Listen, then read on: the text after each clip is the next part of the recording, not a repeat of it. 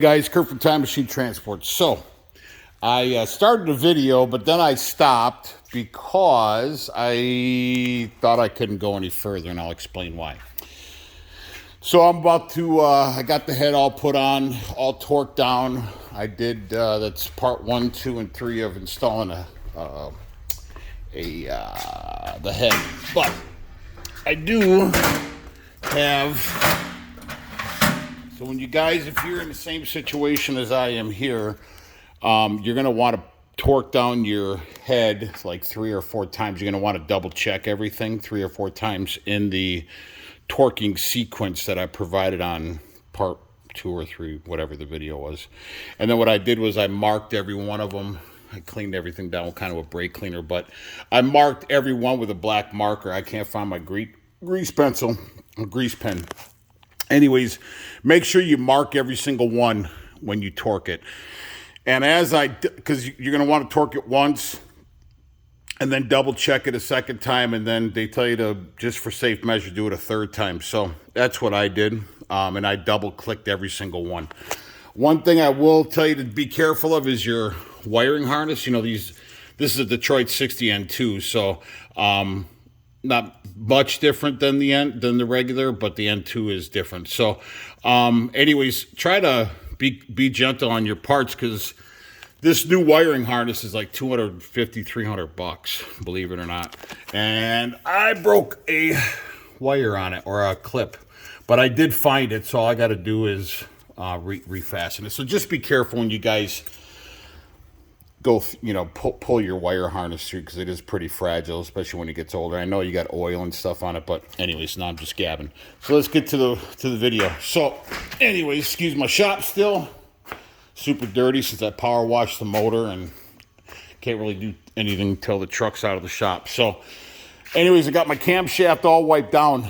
Now the new head I bought came with new camshaft brackets. They are stamped 1, 2, 3, 4, 5, 6, 7. Now what I did was, when I did a video on pulling the camshaft, I didn't know that I was going to need a new head. But if you're pulling them and they're old and you can't see the stamp on there, take a grease pen and mark them all the way down, because they are important where they place back down. So what I did was, when I brought my head to the machine shop, I forgot, and I asked them, I said, hey, I forgot my my camshaft bearings that were left in the head, so they pulled them and cleaned them for me. Put them in a separate box. Now, the reason why I'm bringing that up is I cleaned my other ones. My old brackets are there. So a mechanic told me that your camshaft, being that your bearings on the bottom of the camshaft take the majority of the wear. So actually, let's go with the old head. So your camshaft bearings will sit down in here, right, for your camshaft, and every one of these little crotch pieces. They want you to they say it's a good idea to rotate the bottoms to the tops. So I'm going to do that. I don't know if it makes much of a difference, but it kind of makes sense. So I pulled all my old bearings off of there, and I cleaned them up, and those are the ones sitting here. So I'm going to take these are the ones that were on the head itself. So I'm going to take these, I'm going to put the ones that were on the brackets, or the hold down clamps, whatever you call them. I'm not a mechanic. I don't pretend to be one. I don't really know the wordage, so I apologize. But I'm rotating those ones that were sitting on the old ones. I'm going to use those, and I'm going to put them on the bottom. And then I'm going to take the ones that were on the bottom and place them in the tops. Now, the head gasket kit, so I ordered 2 new bolts for the rocker arms, and it came with 1 washer in each package. And I had to I would suggest getting new ones. They were in there pretty tight.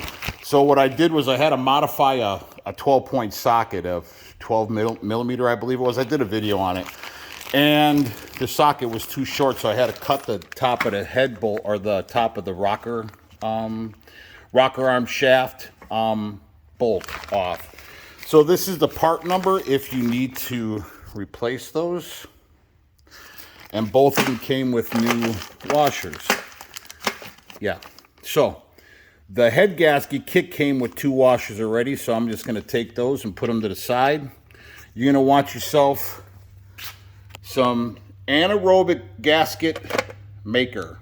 It's got to be anaerobic for whatever reason. It can't be like the RTV. This little tube here was $16. You can go to, I got mine from O'Reilly's. They didn't have it on the shelf, but they did order it and got it in next day. These guys that are doing these videos, oh yeah, you use this kind of lube. It's like, I had to rewind it like 15 times to know what the hell they were talking about. And they didn't show what it was. So that's the way you're gonna wanna get a tube of that, because you're gonna need it for your number 1 hold down bracket and your number 7. And we'll go over that. You're gonna need yourself some clean motor oil. And another thing that let me push this inside. Another thing, kick this back. Let me put you on pause for a second.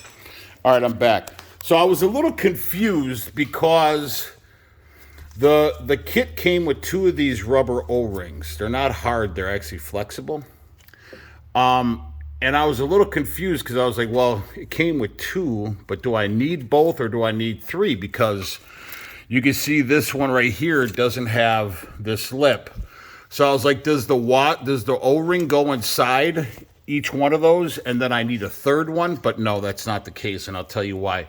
So one of these, I don't know if the heads are different, like N2 is different than, the later models or whatever. But I saw some guys had a part here where they installed the washer or an O-ring and then one in the back. Mine just has the one in the back because, like I said, this is an N2 motor.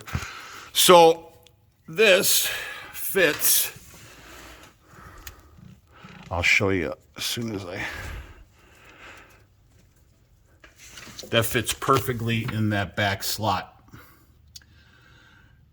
So the rear hole, not the front one. So this, like I said, this must be just an extra for a different type of head, or the Freightliner is just very generous and gives you another one in case. But I was confused because I thought because, like I said, it was missing the raised piece on the rocker arm shaft, but I know the number 5 doesn't have one, but no, it doesn't. So anyways, Delta's calling me. I'll have to call you back, brother. Anyways, so that's what we're going to do. So now what I'm going to do is I'm going to put you down. And like I said, I'm going to take my ones that were in my head and I'm going to now put those in here. Now, there's a little notch. Oh, there's one more thing. I'm sorry as well. So in the head gasket kit, the number 1 hold down bracket has a blue seal. It's called a racetrack seal. It just presses right in there. But make sure before you put it in there, make sure you clean out the crevice to make sure there's nothing in there. So that's what that little blue racetrack seal is for. Now, what I'm going to do is, you can see, it doesn't matter what place they go on, just make sure that they're clean. Now, it's got that little notch on it right there. And you're basically just going to line it up and make sure it's square. And I'm going to do all these. So that's exactly what your final product looks like. Make sure it's seated in there nice. So I'm going to go ahead and put all 7 of these in. I'm going to put you on pause. All right, guys, I'm going to show you something here. See those little divots there? Looks like it's a little rust or something. So I'm going to take my my wire wheel brush and just kind of clean it up. So I had to do that already on 2 of them. I could feel the lip with my finger. When you put these bearings in, you want to make sure that there's nothing obstruct or nothing that this would cause a divot on the bearing. So make sure that your rocker arm clamp hold down thingies are clean. So make sure you don't have any kind of rust or anything on them or anything hitting it, okay? All right, guys, I got the plates or the bearings on. Make sure, like I said, they're all in there and they're pretty square. And that you don't have to put any oil on there. So wipe down your camshaft, kind of inspect it, make sure there's no divots or anything, that it's, it's not all scarred up or anything. Mine's got a couple marks in it because I broke a rocker arm roller. Anyways, then what you're going to want to do is you're going to want to take some clean motor oil and just drop it down on the inside of where your bearings are going to lay, or I mean, I'm sorry, where your camshaft's going to lay. Don't do your number. Actually, yeah, you can. Don't get crazy. Just lube this part, the inside of your number 1, and the inside here of your number 7. Just the inside, because your anaerobic lube is gonna, you don't want to get too crazy, but just drop a little bit of oil in there. So I forgot to do that. So, and then I'm gonna drop my camshaft in there. Put you on pause. One thing I forgot to mention, guys, is make sure that the front of your camshaft, you got this metal dowel right here. Make sure that that's facing up, because when you rotated your motor top center, your your camshaft thrust plate, this hole right here where I showed you guys, fits in there. So make sure that your camshaft's going to be rotated, so your top of your dowel is going to be towards the front of your motor, and make sure it's facing up. I'm going to put you back on pause and put my camshaft in. All right, once you place it in, just kind of rotate it a little bit, lube up the camshaft, and then just slide it all the way back, so you'll have about that much of a gap. All right, now I'm gonna go ahead and put my my camshaft brackets on, and I'm gonna go ahead. Actually, what I'm gonna do is I'm gonna put on 2 through 6, and then number 1 and number 7. I'm gonna show you guys where we got to place the anaerobic lube. Okay.